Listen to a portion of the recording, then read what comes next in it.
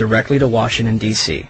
President Bush would fly to both Barksdale and Offutt Air Force Base before returning to the White House. Another drill, Northern Vigilance, moved fighter jets to Canada and Alaska to monitor a fleet of Russian MiGs on a training mission. Northern Vigilance also placed inputs onto military radar screens.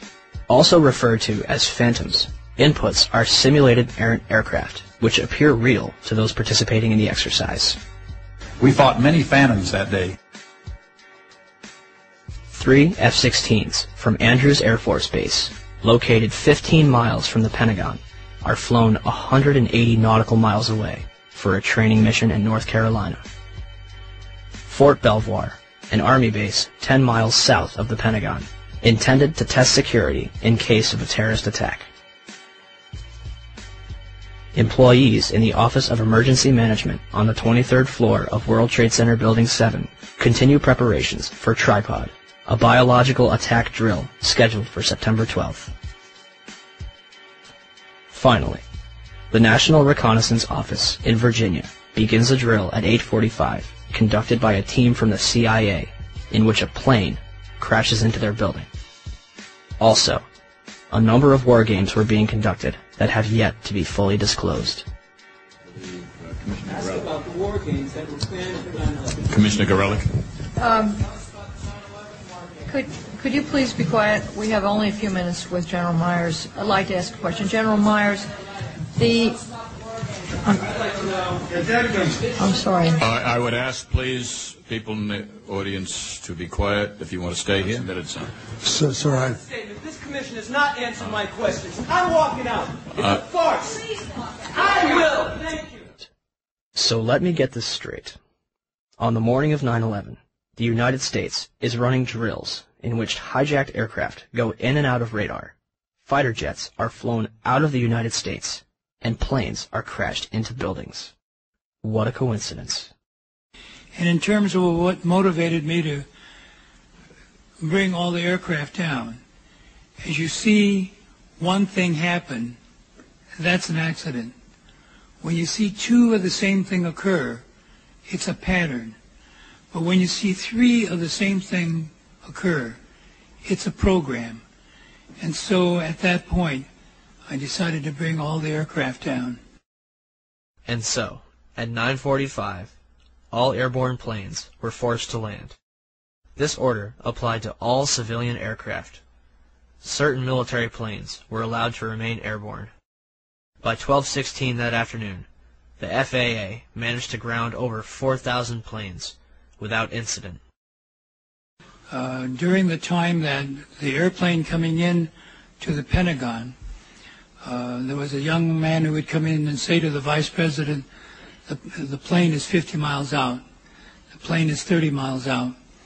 And when it got down to the plane is 10 miles out, the young man also said to the Vice President, do the orders still stand?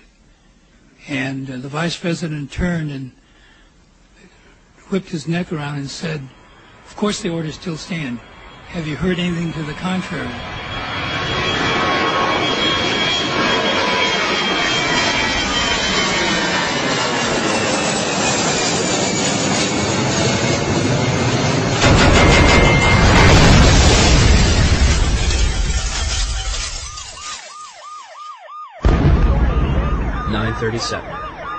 Arlington, Virginia.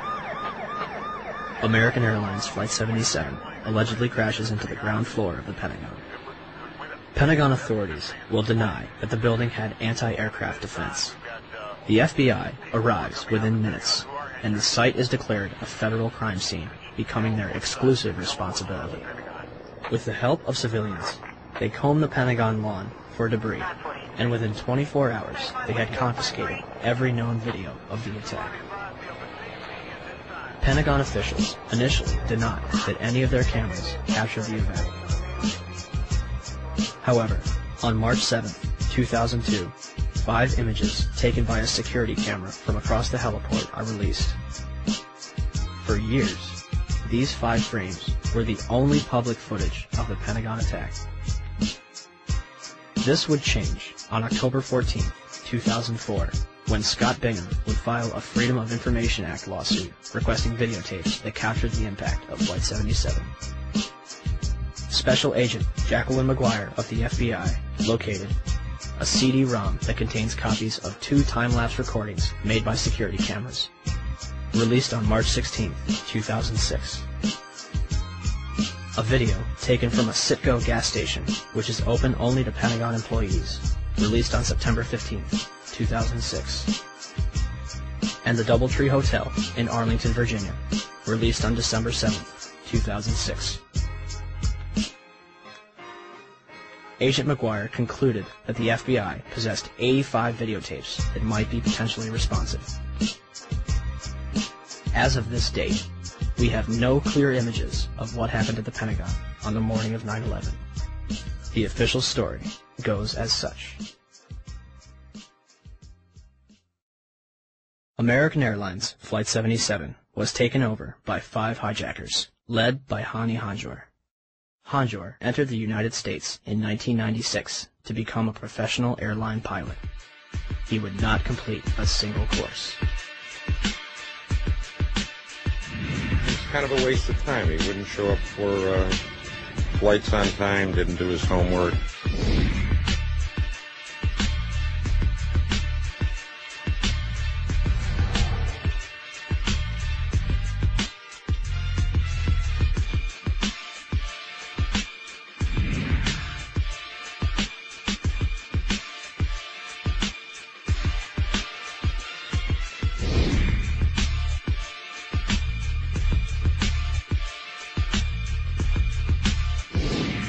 Average or below average piloting skills.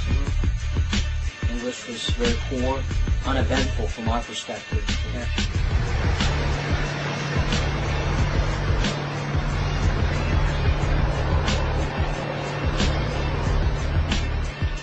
The 9/11 Commission concludes that Hanjour was perhaps the most experienced and highly trained pilot.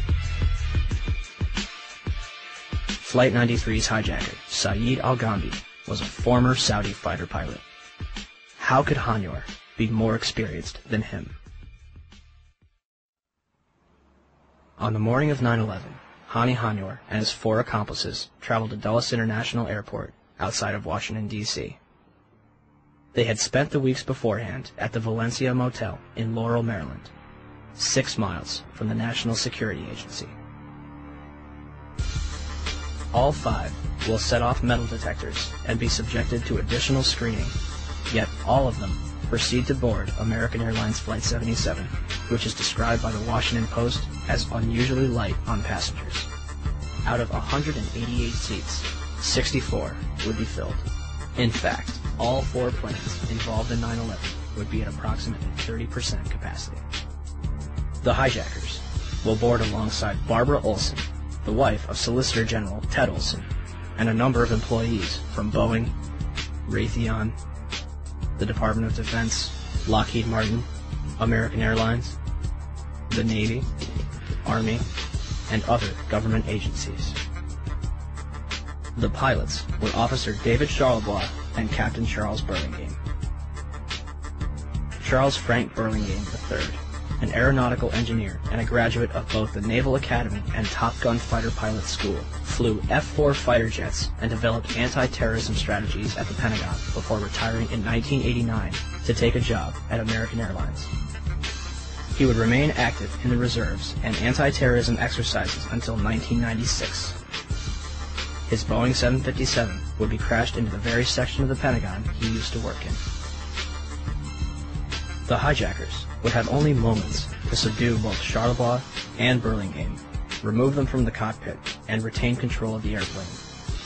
Yet, the plane is hijacked without incident at 8:51 and makes an unauthorized turn to the south 3 minutes later. No mayday, no hijack code, no sign of struggle. Flight 77 will fly all the way back from the Kentucky-Ohio border, coasting for another 43 minutes against its flight path before crashing into the Pentagon without any military interception.